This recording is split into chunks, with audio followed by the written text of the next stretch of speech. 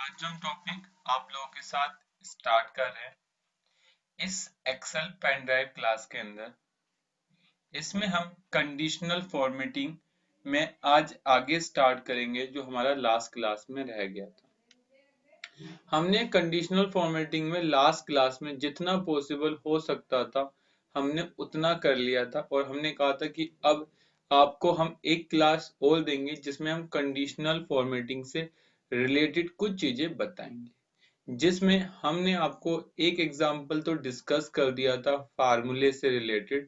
अब उससे रिलेटेड कुछ एग्जाम्पल हम दोबारा डिस्कस करेंगे। मैंने यहाँ से अपना एक्सेल को ऑन करा, एक्सेल 2007 मैंने ऑन करा, इसको जूम करा मैंने और उसके बाद मैंने इसको कंडीशनल फॉर्मेटिंग में जाकर ओपन कर लिया। ये ओपन हो गया तो यूज फार्मूले में हम लोगों ने सबसे पहले कल ये वाला क्वेश्चन सॉल्व कर लिया था। एक बार मैं आज आपको दोबारा वो डॉलर साइन का यूज दिखाऊंगा जिसकी मदद से आप अच्छा कर सकते हैं। हमने कल आपको रो को फिक्स करना और कॉलम को फिक्स करना सिखाया था। आप दोबारा समझ ले। मान लो मेरे पास कोई वैल्यू लिखी हुई है। क्या लिखी हुई है? मेरे पास कोई वैल्यू लिखी हुई है और मैंने कहा कि इस वैल्यू में 120 प्लस करना है। वैल्यू है 70, 80, 90, 100 और 110। इन सभी में 120 प्लस करना है मुझे, लेकिन कंडीशन ये है कि आप यहीं से वैल्यू को प्लस करेंगे। तो हमने क्या लगाया था? हमने इक्वल दबाया था और हमने कहा था अगर हम इस वाली वैल्यू में इसको जोड़ देंगे तो 190 आ जाएगा। लेकिन प्रॉब्लम ये थी कि जब हम इसे आगे ड्रैग कर रहे थे कंट्रोल आर से, तो फॉर्मूला अपना आंसर भी चेंज करता था। पहले ये C50 से लिंक था तो ये आप D50 से लिंक हो गया, फिर ये E50 से लिंक हो गया, ये F50 से। ये तो इसका मतलब मैं चाहता हूँ इसका कॉलम चेंज ना हो, लेकिन इसकी रो, जब ये 50 था, जब मैं इसे नीचे ड्रैग करूँ तो ये 51 हो जाए। मतलब मुझे अब रो चेंज नहीं, मतलब कॉलम चेंज नहीं करना, कॉलम हमेशा सी रहे लेकिन रो 50 से 51 हो जाए। तो मैंने कहा था ना कि आप F4 दबाओगे तो जैसे ही आप F4 दबाओगे दोनों तरफ डॉलर का साइन आ जाएगा। फिर आप एक तरफ F4 दबाओगे तो आपकी रो फिक्स हो जाएगी। फिर आप एक बार F4 दबाओगे तो कॉलम फिक्स हो जाएगा, और अगर आप F4 एक बार और दबाओगे तो फिर डॉलर का साइन हट जाएगा। मैंने इंटर मारा, अब इससे मेरा कॉलम क्या हो गया? फिक्स हो गया। अब मैं जैसे ही कंट्रोल आर करूंगा तो सब में 120 120 120 प्लस हो जाएगा। दूसरा सबसे बड़ी खासियत है कि जब मैं इसे नीचे ड्रैग करूंगा तो ये अपनी वैल्यू चेंज कर लेगा। ये 50 से 51 हो गया। दूसरा, अगर मैं एग्जांपल दूसरा डिस्कस करूं, मैंने यहाँ कोई नंबर लिखे, ये नंबर लिखे। अब मैं इस नंबर में ये वैल्यू प्लस करना चाहता हूँ, ये वाली। अब मैं क्या करूंगा? मैं चाहता हूँ कि इस वैल्यू में इसको प्लस करना है, लेकिन जब मैं इसे नीचे ड्रैग करता हूं तो देखो वो अपनी वैल्यू चेंज कर लेता है। क्यों? क्योंकि फार्मूला चेंज होता है। तो हम अब यहाँ रो को फिक्स करेंगे, F4 दबाएंगे, दोनों चीजें फिक्स हो गई, कॉलम भी फिक्स हो गया, रो भी फिक्स हो गई। फिर हम एक बार F4 और दबाएंगे, अब रो फिक्स हो गई। तो जैसे ही मैं नीचे ड्रैग करूंगा देखो मेरा आंसर आ गया। अब रो कभी चेंज नहीं होगी। हो रही है कभी रो? अब कभी नहीं सर, ये गलत हो गया। हमने गलती से रो को फ्रीज रो को ही फ्रीज करना था, लेकिन फार्मूला नीचे ड्रैग नहीं करना। कंट्रोल डी करो। अच्छा, ये C58 ये जी था, तो हमें इसे फिक्स नहीं करना था, हमें इसे फिक्स करना था। मिस्टेक हो गई छोटी सी, और अब देखिए आंसर आ गया। तो इसलिए हमें ये डिसाइड करना है कि कब हम रो को फिक्स करेंगे और हम कब कॉलम को करेंगे। इसी से रिलेटेड कल हमने ये क्वेश्चन भी सॉल्व कर लिया था। अब हम एग्जांपल नंबर 2 पर आते हैं।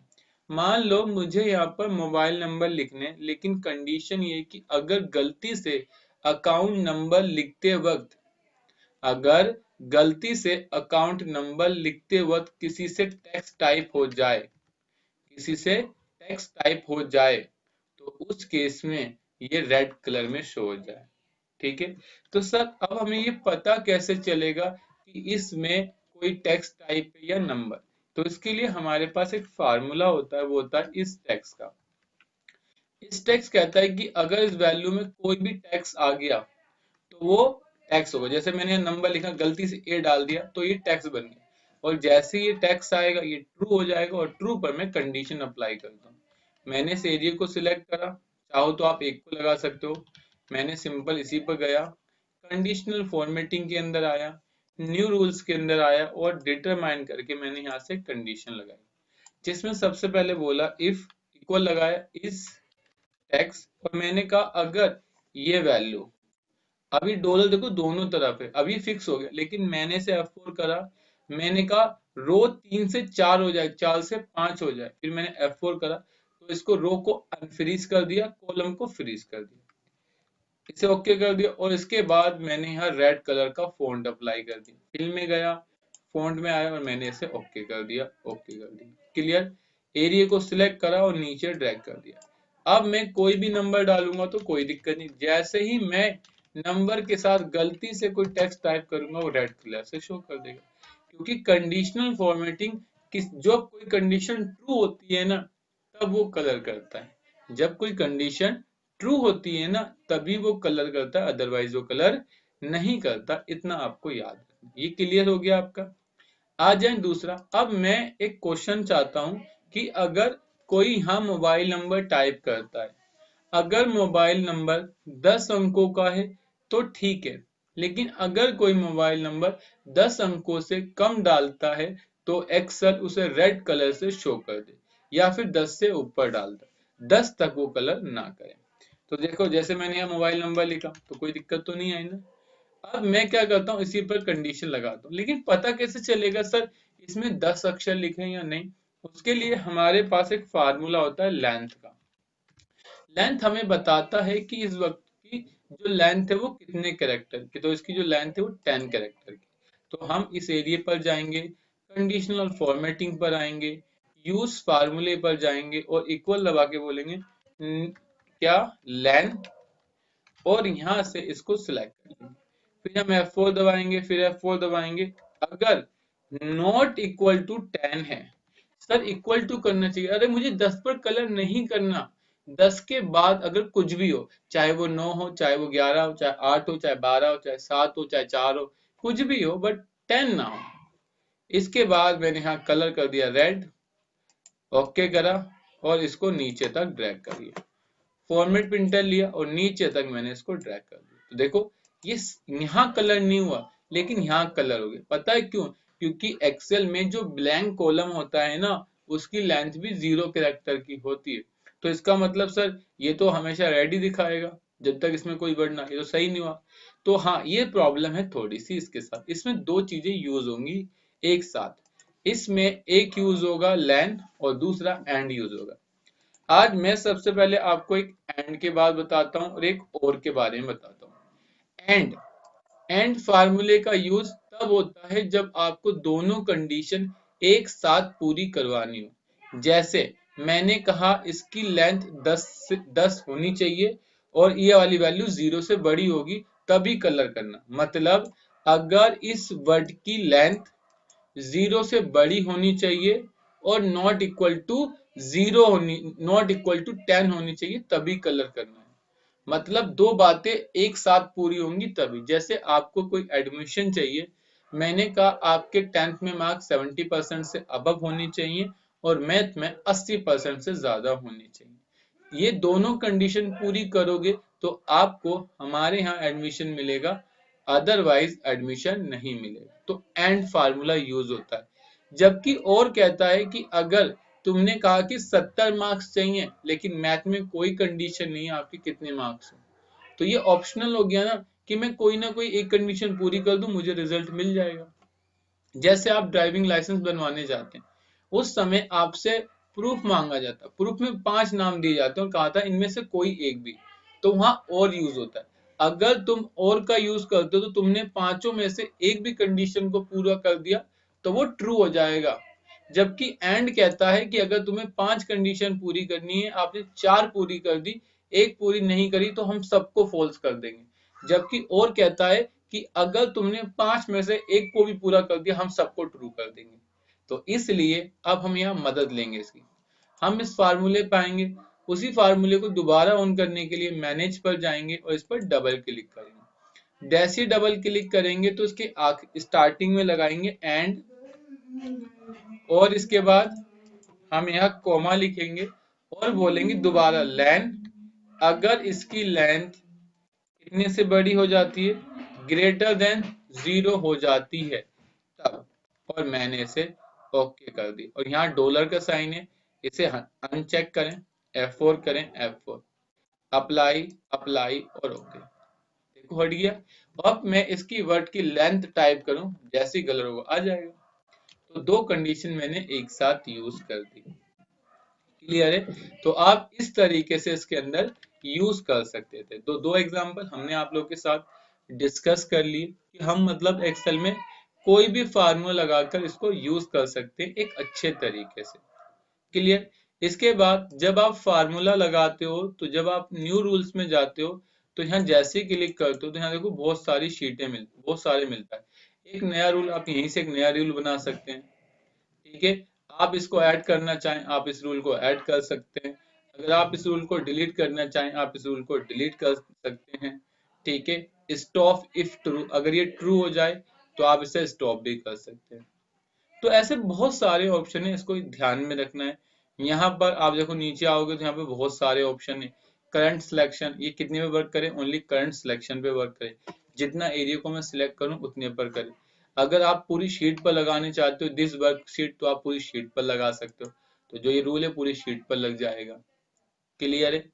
इसके साथ साथ आप इसे देखो एरो की मदद से अप डाउन भी कर सकते हैं, कि हो सकता है आप इसे ऊपर लिया, हो सकता है आप इसे नीचे ले जाओ।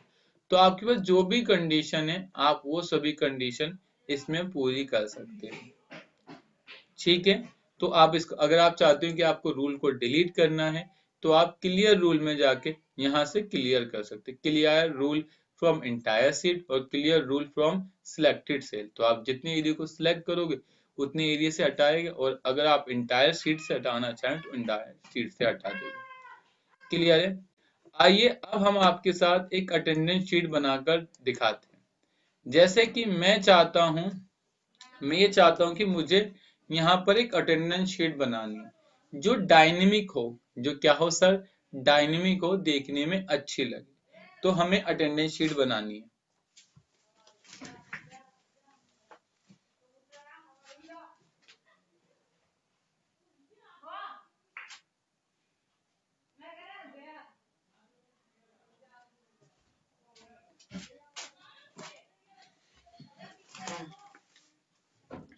अब हमें अटेंडेंस शीट बनानी है, तो हम पहले सबसे पहले यहाँ लिखते हैं मंथ।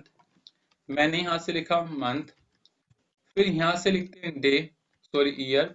और हमने कहा अगर तुम्हें मंथ चाहिए तो यहाँ लिखना और ईयर चाहिए तो यहाँ लिखना। फिर मैं डाटा के अंदर गया, डाटा के अंदर डाटा वैलिडेशन, और मैंने यहाँ से एक लिस्ट लिखी। लिस्ट में मैंने नंबर लिख दिया 1 2 3 4 5 6 7 8 9 10 11 और 12 और इंटर मार दिया। ठीक है, तो यहाँ नंबर आ गए। फिर मैं ईयर में गया, ईयर में जाने के बाद मैंने यहाँ लिस्ट लिखा और यहाँ लिखा 2020 2021 2022 2023 2024 और 2025। क्लियर है? यहाँ से नंबर आ गया इस तरीके से। इसके बाद मैंने इन दोनों एरिया को थोड़ा सा अच्छा कर दिया, मैंने इसे बॉर्डर अप्लाई करा, इस बॉक्स को बॉर्डर अप्लाई करा, इस एरिया को सिलेक्ट करा और यहाँ से इसे ऐसे कर दिया, हो गया। फिर इन दोनों एरिया को सिलेक्ट करा, सेंटर करा, इसको कलर करा, इसका फॉन्ट कलर ब्लैक करा और फिल कलर ब्लैक करा और फॉन्ट कलर इसका व्हाइट कर दिया। ठीक है, इसे बोल्ड करा। ठीक है, और एक नीचे अंडरलाइन दे दी ताकि एक अच्छी तरीके से दिखे। इतना हो गया। इसके बाद मुझे नाम चाहिए, तो नाम ना मैं यहीं से कॉपी कर लेता हूँ। नाम लिखूंगा तो टाइम कंज्यूम होगा, तो आप लोग खुद भी लिख लेना। मैंने इसे कॉपी कर लिया कंट्रोल सी के साथ, और यहाँ जाके मैंने कंट्रोल वी के साथ पेस्ट कर दिया। इतना हो गया कंप्लीट, कोई दिक्कत? अब हमें यहाँ पर डेट लिखनी है कि इसने कब से स्टार्ट करी है। तो डेट के लिए मैं यहाँ पर डे लिखूंगा, डेट लिखूंगा। ईयर मैंने कहा यहाँ से लेना, मंथ मैंने यहाँ से लेना, और मैंने कॉमा 1 डाल दिया। क्या डाल दिया? कॉमा 1 डाल दिया, जिससे इसने 1/1/2020 दिखा दिया। फिर मैंने बोला अपनी से पहले वाली वैल्यू में एक प्लस कर लो, तो इसने 2 1 दिखा दिया। और फिर मैंने इसे ऐसे ही कंट्रोल आर करके सब में ड्रैग कर दिया, सब ड्रैग हो गए। सब ड्रैग हो जाने के बाद अब मैं एरिया को सिलेक्ट करूंगा। मैंने एरिया सिलेक्ट करा और सबको ऑटो क्लिक करके मैंने डबल क्लिक करा और सभी को ऑटो क्लिक करा, ऑटो फिट कर दिया, तो सभी का साइज आ गया। मुझे यहाँ तक रखना है, बाकी कॉलम को मैं डिलीट कर दूंगा। ठीक है, मुझे कहाँ तक रखना है, मुझे 31 1 तक रखना है, बाकी मैं कॉलमों को डिलीट कर देता हूँ। ठीक है, मैंने बाकी कॉलमों को डिलीट कर दिया। एरिया सिलेक्ट करा मैंने यहाँ से, एरिया सिलेक्ट करा और फिर मैं इस पर डबल क्लिक कर दूंगा, डबल क्लिक कर दिया। उसके बाद 31 तक मुझे वैल्यू लिखनी है, मैंने यहाँ 31 तक लिखी, आ गया, परफेक्ट है। उसके बाद अब मुझे क्या करना है, इसे छोटा करना है। छोटा करने के लिए मैं क्या करूंगा, इस एरिया को सिलेक्ट करूंगा, कस्टम फॉर्मेटिंग पर जाऊंगा और यहाँ से ओनली डे ले लूंगा। यहाँ डबल क्लिक करूंगा, डे आ गया। इसके बाद मैं इसे डबल क्लिक करूंगा और इसको मैं ऑटो फिट कर दूंगा। हो गलती हो गई, सिलेक्ट नहीं कर पाया मैं। फिर इस पर डबल क्लिक कर दूंगा तो ये इस तरीके से ऑटो फिट हो जाएगा। फिर मैं इस पे बॉर्डर अप्लाई करूंगा, मैंने यहाँ से बॉर्डर अप्लाई कर दिया। उसके बाद मैंने कहा टेक्स्ट फार्मूला लगाया, मैंने कहा अपनी जो नीचे वैल्यू गिवन है ना, डेट, उसमें 3 बार मैंने डी लिख दिया, जिससे उसने मुझे बताया उस दिन वेडनेसडे था। और मैंने इसे सिलेक्ट करा तो यहाँ पर देखो डेट आ गई, सब आ गया। तुम आज मार्च मंथ चल रहा है, तुम मार्च को पिक करो तो यहाँ देखो आ रहा है 1 तारीख को संडे था, आज 27 तारीख है, तो आज क्या है, फ्राइडे आपको शो कर रहा है। क्लियर है सर? साथ साथ हमें टॉप पर दिखना भी चाहिए कि सर अटेंडेंस कौन से मंथ की है, तो हम अटेंडेंस भी लगा सकते हैं। उसके लिए हम यहाँ क्या करेंगे, एरिया को सिलेक्ट करेंगे और यहाँ लिख देंगे अटेंडेंस, इक्वल लगा के फार्मूले से हम बोलेंगे attendance, attendance for the month of, इतना लिख दिया। और फिर इसे कॉनकैटिनेट यूज करके स्पेस देके यूज कर लेंगे। फिर हम यहाँ टेक्स्ट लिखेंगे, इस वैल्यू को सिलेक्ट करेंगे और कॉमा डी नहीं mm, 4 बार m लिखेंगे और 2 बार ईयर लिखेंगे या 4 बार ईयर लिखेंगे। तो हमें कुछ इस तरीके से डेट शो करेगा कि फॉर द मंथ ऑफ, हमने इसे सिलेक्ट करा, फॉन्ट साइज को बड़ा करा, इटैलिक करा और यहाँ से एक अंडरलाइन हमने ले ली, इस तरीके से ले ली। इसे हमने बॉर्डर करा और फॉन्ट के साइज को थोड़ा सा बड़ा कर दिया, एक अच्छा दिख रहा है। यहाँ से इसका बैकग्राउंड ब्लैक कर दो और इसका फॉन्ट कलर व्हाइट कर दो, ताकि आपको एक अच्छी अटेंडेंस शीट के लुक दे। बाकी इतना हिस्से को आप व्हाइट कर दो ताकि कोई किसी को दिखे तो अच्छा लगे। मैंने इतने एरिया को व्हाइट कर दिया। फिर इस हिस्से को सिलेक्ट करा, इसे भी व्हाइट कर दिया। इस हिस्से को सिलेक्ट करा, इसे भी व्हाइट कर दिया और इस वाले हिस्से को भी व्हाइट कर दिया। क्लियर? ऊपर वाला हिस्सा सिलेक्ट करा, इसे भी मैंने व्हाइट कर दिया, तो एक अच्छी तरीके से दिखेगी। और बाकी इतनी एरिया को भी आप करना चाहें तो आप यहाँ से व्हाइट कर दें। ठीक है, और जितना आपका एरिया उतना आप सफिशिएंट यूज करें, बाकी सभी को आप व्हाइट कर दें ताकि आपको देखने में अच्छा लगे। इतना हो गया। इसके बाद यहाँ से ऑल बॉर्डर अप्लाई करें। ठीक है, इस तरीके से आपका बन गया, आप यहाँ पर देख सकते हैं। क्लियर? अब थोड़ा सा आगे करना है ताकि हम अच्छे कर लें। जैसे कि मैं चाहता हूं जिस दिन संडे मंडे हो, मतलब जिस दिन सैटरडे संडे हो, उसमें यहाँ कलर शो कर दे, मतलब यहाँ कलर का आइकन आ जाए। तो मैं कंडीशनल फॉर्मेटिंग के अंदर न्यू रूल्स के अंदर आया और मैंने बोला क्या, और से मैंने कहा और अगर ये वाली वैल्यू इक्वल टू क्या है, सैटरडे है। अब देखो मैं रो को फ्रीज करूंगा, कॉलम को फ्रीज नहीं करूंगा। क्यों? क्योंकि मुझे रो को आगे डी से ई बनाना है, कॉलम को डी से ई बनाना है, ई से एफ बनाना है। तो मैं रो को फिक्स करूंगा। अगर ये इक्वल टू क्या है मेरा, सैटरडे है, या फिर ये इक्वल टू क्या है मेरा, ये इक्वल टू संडे है। तो आप क्या करो, तो इसे ये कलर हल्का सा शो कर दो, अप्लाई हो गया। अब इसे फॉर्मेट प्रिंटर लो और पूरे एरिया में सिलेक्ट कर दो। तो देखो जहां जहां सैटरडे संडे होगा ये उसको कलर कर देगा, जहां जहां सैटरडे संडे होगा ये उसको कलर कर देगा। दूसरा, मैं ये चाहता हूं कि जिस दिन जो डेट हो ना, जैसे आज 27 तारीख है तो 27 तारीख एक अलग तरीके से शो करे जिससे मैं इजी तरीके से देख सकूं। तो उसमें आप क्या करोगे, कंडीशनल फॉर्मेटिंग में जाओ, न्यू रूल्स में आओ और यहाँ एक फार्मूला लगा दो, क्या, टुडे का। बोलो टुडे इक्वल टू, अगर ये वैल्यू, ये इस वैल्यू, ये टुडे इस वैल्यू के बराबर है तब। क्लियर है, मैंने सिलेक्ट कर लिया और कहा कि अगर वो उस डेट के बराबर है, मतलब ये वाली डेट आज के दिन के बराबर है, तो तुम कलर कर देना, कौन सा, इस तरीके से कलर कर देना, इस तरीके से कलर कर देना। ठीक है, और मैंने अप्लाई करा, अप्लाई करा, एरिया को सिलेक्ट करा और नीचे तक ड्रैग कर दिया। तो देखो जिस दिन 27 तारीख होगी उस दिन कलर हो जाएगा। कलर नहीं हुआ, शायद मुझसे कोई मिस्टेक हो गई, मैं इस पर डबल क्लिक करता हूँ, इस पर डबल क्लिक करता हूँ। अगर ये वैल्यू डी, मैंने गलती से कॉलम फिक्स कर दिया, मुझे रो फिक्स करनी थी, ये मुझसे मिस्टेक हो गई, अप्लाई और ओके। एरिया को सिलेक्ट करा, फॉर्मेट प्रिंटर को लिया और आगे ड्रैग कर दिया। 27 तारीख पे भी अप्लाई नहीं हो रहा ये, मैं ऐसा करता हूँ, चेक करता हूँ, यहाँ जाता हूँ कंडीशनल फॉर्मेटिंग पर, डबल क्लिक करता हूँ और यहाँ कहता हूँ कि अगर टुडे के बराबर है, आज 27 तारीख है, मंथ तीसरा है, सब कुछ ओके है, मेरा रो फिक्स हो गई। ठीक है, तो मे बी कलर तो होना चाहिए था, दोबारा ओपन करते हैं, चलो इसका फिल कलर भी ये वाला करवा देते हैं, ये अप्लाई, अप्लाई, ओके, ओके।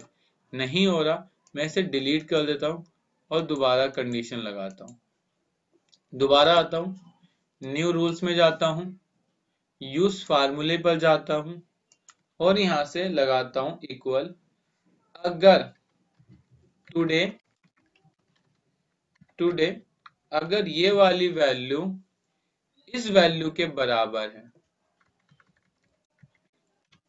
इस वैल्यू के, अगली बार मैंने गलती से ये सिलेक्ट कर लिया, ठीक है, तो तुम कलर कर देना ये वाला और बॉर्डर कर देना ये वाला, लेकिन कलर कौन सा रखना, रेड कलर रखना, इस तरीके से अप्लाई, ओके। एरिया को सिलेक्ट करना और डबल क्लिक करके ओपन कर देना। तो देखो ये इस तरीके से आ गया, तो मतलब जहां डेट थी वो इस तरीके से शो गया। दूसरा, यहाँ पर एक बना लो, कलर लेके बना लो, यहाँ पर ये जो कलर है ना, यहाँ लिख देना आप वीक ऑफ, यहाँ लिख दो आगे वीक ऑफ। ठीक है, ठीक है, टुडे के लिए कलर लिख दो ये वाला, ठीक है, टुडे के लिए, ताकि आपको पता हो टुडे। ठीक है, इस तरीके से। दूसरा, जब मैं यहाँ अटेंडेंस लिखूं तो अपने आप अटेंडेंस आ जाए, तो मैं यहाँ लगा सकता हूँ, क्या लगाऊंगा, इफ अगर ये वैल्यू, यहाँ और लगाऊं, और दिस, ठीक है, दिस, अगर मैं चाहता हूं अगर यहाँ संडे हो तो यहाँ डब्ल्यू ऑफ इसकी तरह है, तो मैं यहाँ लगा दूं इफ अगर ये वैल्यू और के साथ, और अगर ये वैल्यू इक्वल टू सैटरडे, ठीक है, और ये वैल्यू इक्वल टू संडे है, तो तुम इसे क्या कर देना, वीक ऑफ लिख देना, क्या लिख देना, वीक ऑफ लिख देना। अदरवाइज तुम इसका फार्मूला चलाना एक और बार और ये चेक करना कि टुडे ये वैल्यू किस वैल्यू से लेस देन या फिर इक्वल टू है इस वैल्यू के, ठीक है। तो तुम वहां सब जगह P लिख देना। अगर वो उस दिन से छोटी है या उस दिन है तो P लिख देना, अदरवाइज आप उसे ब्लैंक कर देना। क्लियर है, उसे ब्लैंक कर देना इस तरीके से, ठीक है। मैंने फार्मूला लगा दिया, लेकिन जब फार्मूला आगे नीचे ड्रैग होगा, जब फार्मूला नीचे ड्रैग होगा तो रो कभी चेंज ना हो लेकिन कॉलम चेंज हो जाए। तो यहाँ F4 करो, मैंने रो को फिक्स कर दिया, यहाँ भी रो को फिक्स कर दिया, यहाँ मैंने इसको फिक्स कर दिया, मैंने यहाँ भी रो को फिक्स कर दिया और एंटर मार दिया।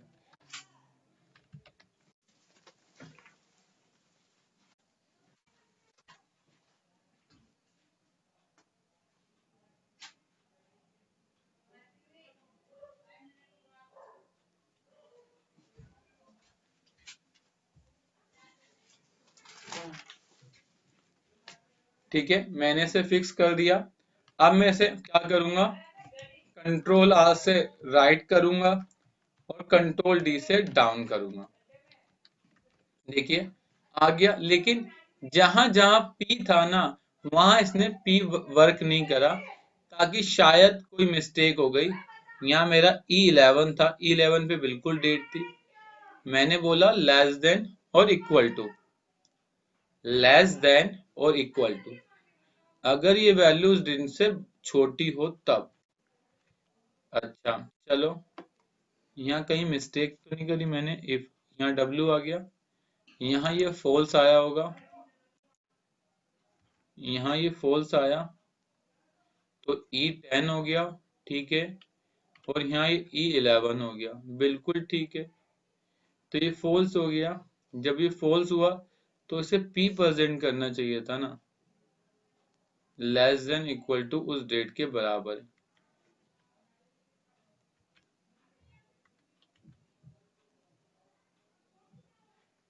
तो मैं इसे फार्मूले पर जाता हूँ, एबुलेट फार्मूला करता हूँ और चेक करता हूँ। एबुलेट मंडे फॉल्स हो गया, मंडे फॉल्स हो गया तो टुडे आया। अच्छा ये फॉल्स हो गया, सही है, फॉल्स हो गया तो ठीक है, परफेक्ट है। ये फॉल्स हो गया, ठीक है, वो फॉल्स हो गया। फिर यहाँ NA की एरर आ गई।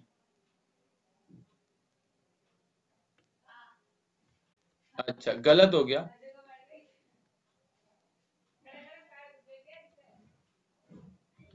एक बार दोबारा एबुलेट, यहाँ पर E10 करा, मंडे आ गया, ठीक है, ये भी फॉल्स हो गया, फॉल्स हो गया, ठीक है।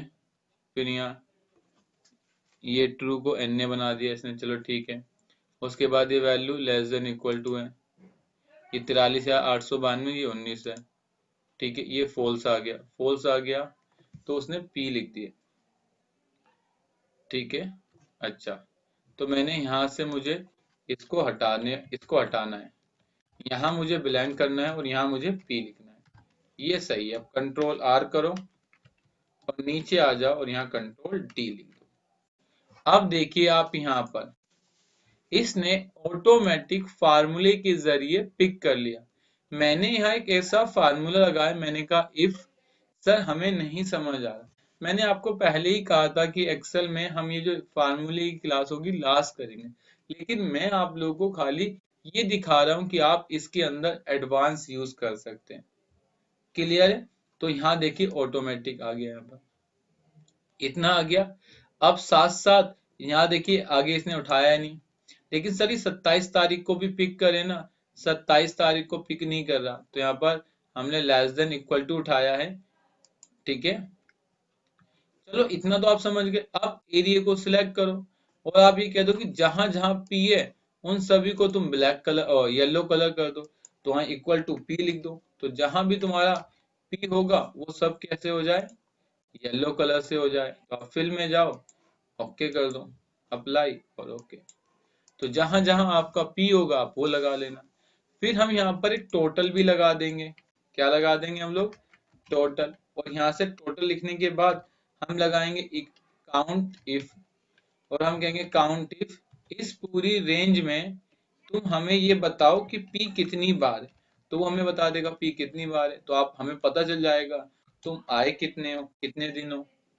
साथ साथ तुम्हारा तनख्वाह कितनी है हम वो भी निकाल लेंगे। तो हम इस शीट के जरिए आपका सब कुछ पता कर सकते हैं कि आपकी मंथली तनख्वाह कितनी बनती है। इसमें अभी हम बहुत डायनेमिक कर सकते हैं।